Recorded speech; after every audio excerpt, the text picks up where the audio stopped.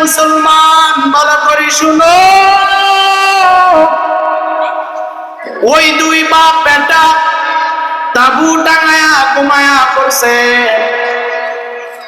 জঙ্গলের এক বিষাক্ত সাপ এসে ওই বান্দার ওই সন্তানের বাবাকে দংশন করেছেন, সাপে আঘাত করেছে। সাপের বিষের কারণে বাবার শরীরটা ঠান্ডা হয়ে গেছে, তার দেহ থেকে কোনো শব্দ হয় না,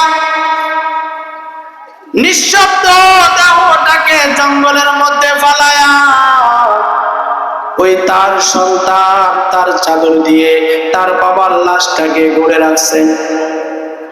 সন্তান চিন্তা করলো, এই জঙ্গলের মধ্যে নাই কোনো ওঝা, নাই কোনো ডাক্তার, এই জঙ্গলের মধ্যে এমন কেউ নাই যে আমার বাবার বিষটাকে নামায়া দিবে। আবার বাবার লাশটা নিয়ে যদি সামনে অগ্রসর হয়, জঙ্গলের হিংস্র প্রাণী আবার আমাদের উপরে আক্রমণ করতে পারে। মুসলমান বন্ধু আমার,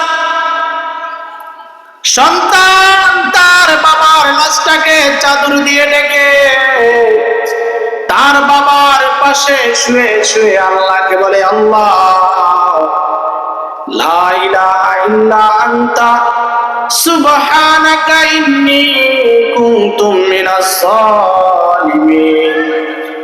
সুবহানাল্লাহিল আযম, আল্লাহু আকবার আযম। এই তাসবিহগুলি পড়ে আর তার কানের কাছে জঙ্গলের মশা এসে বেন বেন করে আওয়াজ করে, আর বান্দা যুবকের গায়ের মধ্যে কামড় দেয়।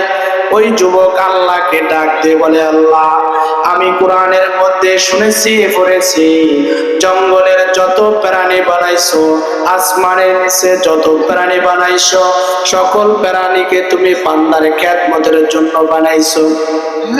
আমি জানি সাপ, যেই সাপ আমার বাবাকে কামড় দিয়ে বাবার শরীর থেকে শব্দ বের হয় না, কথা বের হয় না, ওই বাবার যে সাপে কামড় দিয়েছে, এই সাপে কামড় দেওয়ার কারণে আমার বাবা না জানি দুনিয়ার জমিন থেকে চলে গেছে, না জানি দুনিয়ার জমিন থেকে বিদায় হয়ে গেছে। আবার এই সাপের বিষ দিয়ে অনেক মানুষের রোগ বালা হয়, তার জীবনটা ফিরে পায়। কথা বলেন ঠিক কিনা? কিন্তু রব্বুল আলামিন যেই মশা আমাকে কামড় দেয়, এই মশাটা তুমি কি কারণে বানাইছো? এই মশাটা তুমি বান্দার তোমার কোন খেদমতের জন্য বানাইছো? এই কথাগুলি চিন্তা করতে করতে ওই আল্লাহর বান্দা যুবক ঘুমায়া পড়ছেন। সকাল যখন হয়েছে, যেই বাবাকে সাপের কামড় দিয়েছে, রাত্রে জবান বন্ধ হয়ে গেছে, ওই বাবা সকালবেলা সেই শোয়া থেকে উঠিয়া তার সন্তানকে জাগায়। জোরে বলেন সুবহানাল্লাহ। এই দুনিয়ার মুসলমান, ওই আল্লাহর বান্দা সন্তান তার ঘুম থেকে উঠে অবাক হয়ে গেছে। যেই বাবা রাত্রে সাপের কামড় দেওয়ার কারণে বাবার নিঃশব্দ দেহ আমি শুয়ে রাখিয়া বাবাকে আমি মনে করছি দুনিয়ার জমিন থেকে চলে গেছে, ওই বাবা এখন আবার ঘুম থেকে উঠে আমাকে জাগায়। সুবহানাল্লাহ। মুসলমান বন্ধু আমার, ওই দুই বাবা বাপ বেটার দুনো পাশে চারপাশে এত পরিমাণ মশা, এত পরিমাণ মশা, তাদের চারপাশে তার মশার ডেড বডি পড়ে রয়েছে। সন্তান বুঝতে পেরেছে যে আমি আমার আল্লাহকে বলছি, আল্লাহ যেই মশা তুমি সৃষ্টি করেছো, ওই মশা তুমি কি খেদমতের জন্য বানিয়েছো। এখন বুঝতে পারছি দুনিয়ার জমিনের মধ্যে যা কিছু বানাইছো সব কিছু তুমি তোমার বান্দার খেদমতের জন্য বানাইছো। আমি বুঝতে পারছি রাত্রে সাপে কামড় দেওয়ার কারণে আমার বাবা দুনিয়ার জমিন থেকে চলে গেছে, আর ওই মশা আমার বাবার কামড়ের সাপের কামড়ের জায়গা থেকে আমার বাবাকে সাপে যেই জায়গা আঘাত করেছে ওখান থেকে সাপে ওখান থেকে মশা বিষ পান করিয়া রক্ত পান করিয়া মশা তার জীবনটাকে দিয়া দিছে, আর আমার বাবা জীবিত হয়ে গেছে।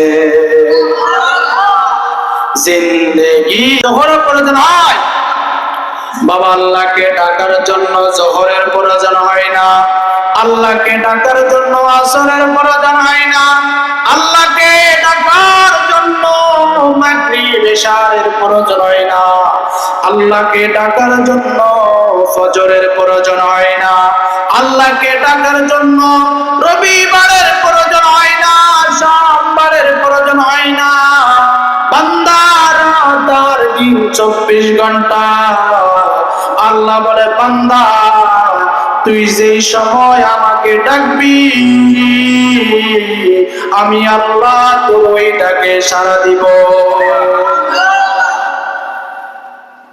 আল্লাহু আকবার বিসমিল্লাহির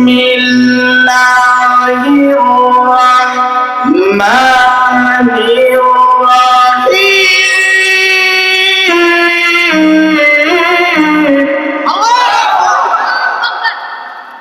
Allahu Akbar Bismillahir Rahmanir Rahim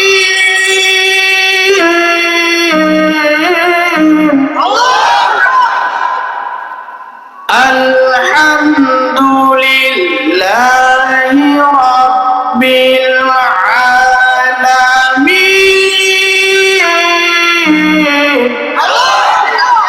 কার কথা?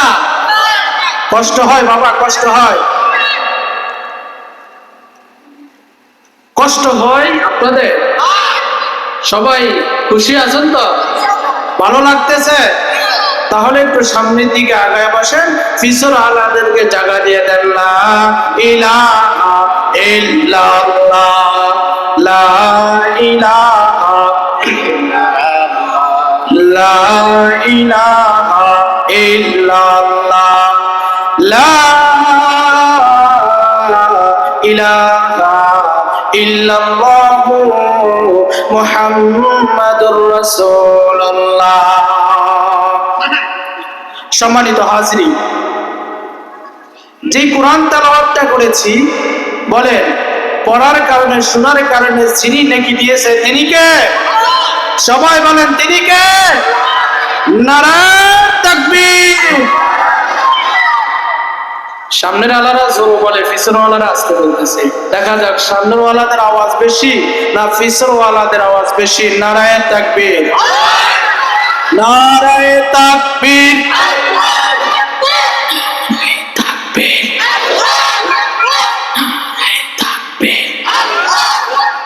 নারায়ে তাকবীর।